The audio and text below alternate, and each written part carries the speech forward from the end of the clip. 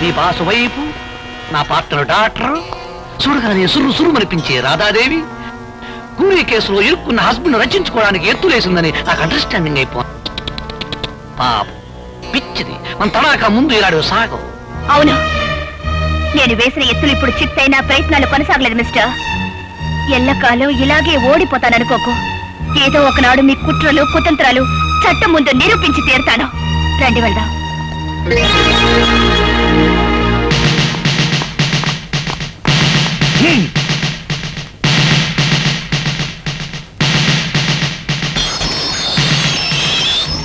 ఇవాళ కోర్టుకు హాజరు కావాల్సిన రోజు. యువర్ ఆనర్, పులిరాజు హత్య కేసులో ముద్దాయిగా నిలబడ్డ గోపి అనే ఈ వ్యక్తి అసలు హత్య చేశాడా లేదా అని విచారించే ముందు ఇతని మనస్తత్వం గురించి కోర్టు వారికి తెలియబరచవలసిన అవసరం ఉందని భావిస్తున్నాను. అందుకని ఒకరిద్దరు సాక్షుల్ని విచారించేందుకు అనుమతి ఇవ్వాల్సిందిగా కోర్టు వారిని అభ్యర్థిస్తున్నాను. Permission granted. జగన్నాథం మేస్టారు. నమస్తే సార్. జగన్నాథ మాస్టారు, ఒకప్పుడు మీరు పెన్షన్ కోసం నిరాహార దీక్ష చేస్తుంటే పోలీసులు మిమ్మల్ని స్టేషన్ తీసుకెళ్లారు. అవును. ఇన్స్పెక్టర్ మీ మీద చేయి చేసుకోవడం చూసి ఆ సమయంలో కానిస్టేబుల్ ఉద్యోగంలో ఉన్న మీ శిష్యుడు ఏం చేశాడో చెప్తారా?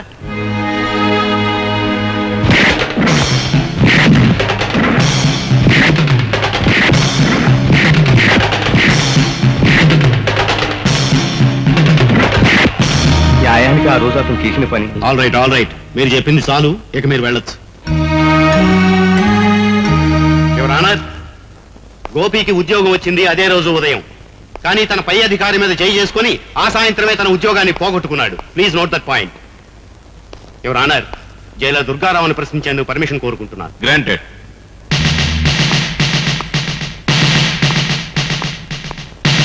జైలర్ గారు, ముద్దాయి గోపి మిమ్మల్ని కొట్టాడు, అవునా? అందుకు సమాధానం ఆయన చెప్పనవసరం లేదు, నేనే చెప్తాను. గుడ్, చెప్పు. ఆయనే కాదు, ఆయన కానిస్టేబుల్స్ ని కూడా చెత్త కొట్టాను. అంతేకాదు, కొత్తగా ఛార్జ్ తీసుకున్న ఆమదాల అసరయ్య అనే ఇన్స్పెక్టర్ ని ఇటుకల ఫ్యాక్టరీలో పెట్టి ఎడాపెడా వాయించాను. ఇంకా చెప్పమంటారా? చాలు. యువర్ ఆనర్, ముద్దాయి ఎంతటి ఆవేశపరుడో ఈసరికే మీకు క్షుణ్ణంగా అర్థమై ఉంటుంది. సరిగ్గా ఇలాంటి ఆవేశంతోనే పులిరాజుని కొట్టి మెడ మీద కాలేసి తొక్కి చంపి ఆ హత్యా నేరాన్ని సూర్యచంద్రరావు గారి మీద మోపడానికి పులిరాజు శవాన్ని సూర్యచంద్రరావు గారింట్లో పడేశాడు. అతను శవాన్ని మోసుకురావడం ఊరంతా చూసింది యువర్ ఆనర్. ఇక ముందు ఇటువంటి దౌర్జన్యాలు సాగించకుండా భారతీయ శిక్షా స్మృతులను అనుసరించి కఠినమైన శిక్ష విధించవలసిందిగా కోర్టు వారిని కోరుకుంటున్నాను. మిస్టర్ గోపి, నీ తరఫున ఏ లాయర్ని నియమించుకోలేదు, ఎందుకని? నా తరఫున నేనే వాదించుకుందామని.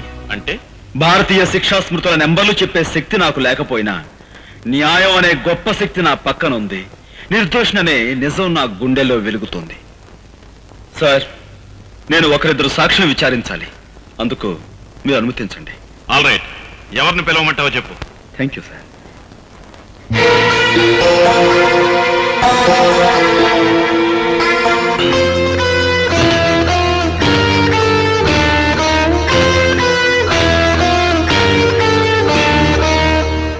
నువ్వేం ప్రశ్నించదలుచుకున్నావో ప్రశ్నించు. చూడండి సూర్యచంద్రరావు గారు, నేను ఆవేశపరునని తెలిసి మీ కూతుర్ని నాకెందుకు ఇచ్చారు? రామ, నేను నీకు పిల్లనివ్వటం ఏంటయ్యా? ఊరంతా సోత్తండంగా నువ్వే దౌర్జన్యంగా నా కూతురు మెల్ల తాళి కట్టావు. ఆ సమయంలో ఊరంతా అక్కడికి రావాల్సిన అవసరం ఏమొచ్చింది? అవసరం ఏమొచ్చిందా? నీకు బాగా బడితి పూజ చేయిద్దామని మేమే వాళ్ళు అక్కడికి రప్పించాం.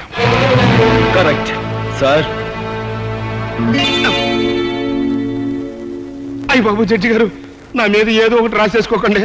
ఊరన్నాక కచ్చలు కార్పణ్యాలు విరోధాలు ఉండటం సహజం. అట్టయ్యే అతనికి నాకు విరోధం ఉంది. తప్ప అండి? థ్యాంక్స్ సూర్యచంద్రరావు గారు, నాకు మీకు విరోధం ఉందన్న సంగతి స్వయంగా మీరే అంగీకరించారు. ఇక మీరు వెళ్ళొచ్చు.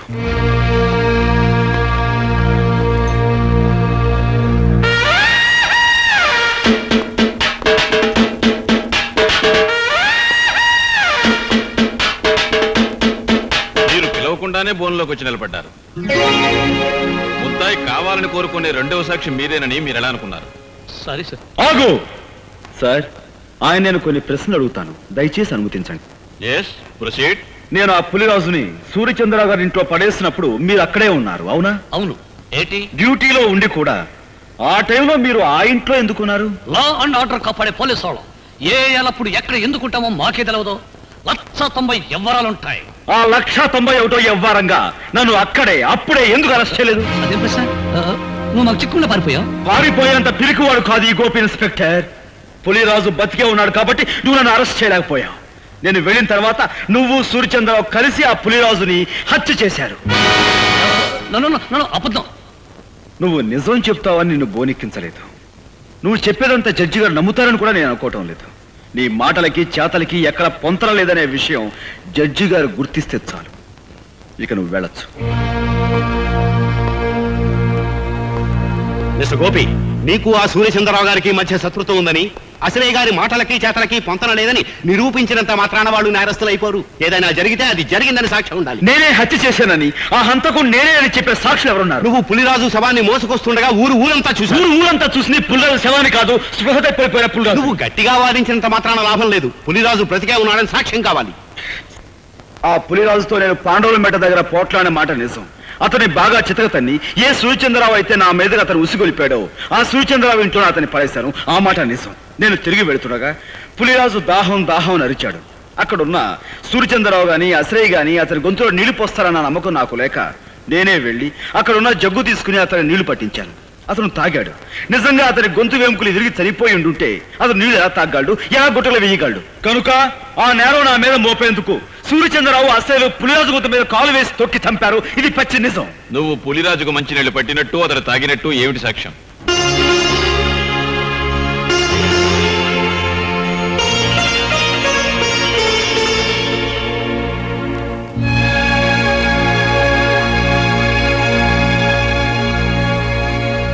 నువ్వు చెప్పేదానికి సాక్ష్యం ఏదైనా ఉంటే చెప్పు. ఆ ప్రత్యక్ష సాక్షి ప్రస్తుతం ఇక్కడ లేరు. దయచేసి మీరు నాకు 2 రోజులు గడువు ఇవ్వండి. ఈ 2 రోజుల్లో నేను సాక్షిని ప్రవేశపెట్టలేకపోతే ఆ పులిరాజును నేను చంపినట్లుగానే భావించి మీరు ఏ శిక్ష విధించినా సరే మీ ఇష్టం.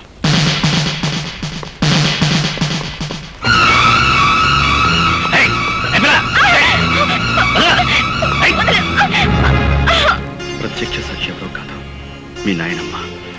ఆవిడని ఎలాగైనా సరే ఒప్పించే కోర్టుకు తీసుకురా.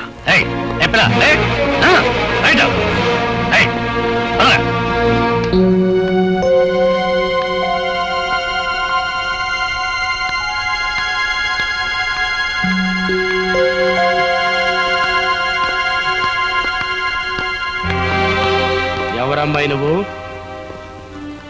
గోపి గారి భార్యని. ఈ ఇంట్లోకి అడుగు పెట్టడం అంటే మంగళసూత్రాన్ని తెంపుకోవడానికి సిద్ధపడ్డట్టే లెక్క. ఈ ఇంట్లో చాలా మంగళసూత్రాలు తెంచబడ్డాయని తెలుసు. ఆ కీడు నాకు తగలకూడదనే మంగళ గౌరి వ్రతం చేసుకుంటున్నాను. ఆ వ్రతానికి ముత్తైదువులు పిలవడానికి వచ్చాను. ముత్తైదువులా? నీ వ్రతానికి రాదగ్గ ముత్తైదువులు ఎవరు ఈ ఇంట్లో లేరే? ముత్తైదువుగా పసుపు కుంకాలకి దూరమైన మమకారానికి మానవత్వానికి దూరం కాని పుణ్యాత్ములున్నారు. వాళ్ళు ముత్తైదుల కంటే గొప్పవాళ్ళు. నానమ్మా, ఇవాళ సాయంత్రం వ్రతం చేసుకుంటున్నాను. నువ్వు తప్పకుండా రావాలి.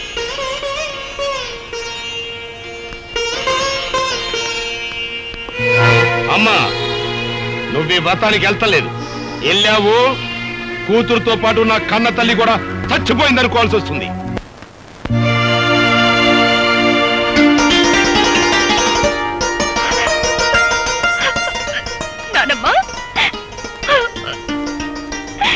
వ్రతానికి ఊళ్ళో ఎవరిని పిలవలేదా అమ్మా?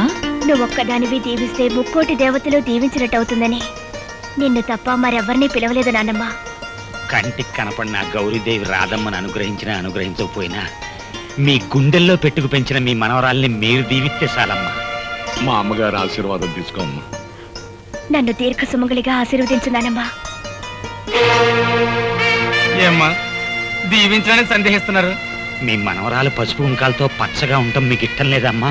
నా మనసుకైతే ఆ కోరిక ఉంది, కానీ నా దీవెనకి ఆ శక్తి లేదు బాబు. నానమ్మా, ఎందుకు లేదమ్మా? మా గోపి ఆవేశంతో కట్టిన తాళిని రాధమ్మ అజ్ఞానంతో తీసివేయబోయినప్పుడు మీరు అడ్డుకుని ఆపారు. తెగిపోయిన అనుబంధాన్ని తిరిగి గుర్తు చేస్తూ విడిపోయిన కుటుంబాలని మళ్లీ కలపాలనే ఉద్దేశంతో మీ మనవరాల్ని మీ ఇంటి నుంచి మా ఇంటికి పంపారు. ఇంతటి మహత్కార్యం చేయగలిగిన మీకు మీరు నిలబెట్టిన తాళిని కాపాడే శక్తే మీకు లేదంటారా? తల్లి తండ్రి లేని గోపి అబ్బాయిని మీరు దిక్కు మొక్కు లేకుండా వదిలేయటం వల్ల ఆ కర్ణుడు అనుభవించినంత దౌర్భాగ్యాన్ని మా గోపి అబ్బాయి కూడా అనుభవిస్తున్నాడమ్మా. అవునమ్మా, మీ కొడుకు మీ అల్లుణ్ణి నిర్దాక్షిణ్యంగా చంపాడని మీకు తెలుసు. గోపికి రావాల్సిన ఆస్తిని కాజేశాడని మీకు తెలుసు. అయినా ఈ నిజాన్ని మీరు ప్రపంచానికి చెప్పలేకపోయారు. గోపి ప్రాణభయంతో పరిగెత్తుకుంటూ వచ్చి నా పంచన చేరాడు. వాడు నా దగ్గర ఉంటే వాడి జీవితానికి న్యాయం జరిపిస్తాడనే ఆశతో కావాలని వాడి లాకెట్టు మీ దగ్గర తాకట్టు పెట్టాను. అయినా ఏనాడు వాడి యోగక్షేమాల గురించి మీరు విచారించలేదు, వాడిని చేరతీయలేదు. వాడు మాకు దేవుడిచ్చిన బిడ్డగానే భావించాం. వాడి ఆలనా పాలనా చూడడంలో మా ముగ్గురికి ఒక ఆనందం కనిపించింది. ఆ ఆనందంలోనే మాకు పెళ్లిళ్ళు కావాలని, మాకు బిడ్డలుండాలనే మాటే మర్చిపోయి ఇన్నేళ్లు గడిపేశాం. ఇంకో నిజం కూడా మీకు చెప్పాలమ్మా. చిన్నప్పటి నుంచి గోపి అబ్బాయికి తనెవరో, తనకి జరిగిన అన్యాయం ఏంటో, తనకు రావలసిన ఆస్తిని ఎవరు అనుభవిస్తున్నారో అంతా తెలుసమ్మా. అయినా ఏనాడు వాటి గురించి ఆశపడలేదు, బాధపడలేదు. మరంత గొప్ప మడిసికి ఉత్తి పుణ్యానికి ఉరిశిచ్చపడితే మీ మనవరాలు విధవరాలైపోద్ది. అప్పుడే రాధమ్మ తల్లి పసుపు కుంకాలు ఎలా సరిపోయాలో, తాళిబొట్టు ఎలా తెంచాలో బెమ్మచారెదవలం మాకు తెలియదమ్మా. ఆ తతంగం అంతా మీరే దగ్గరుండి జరిపించాలి.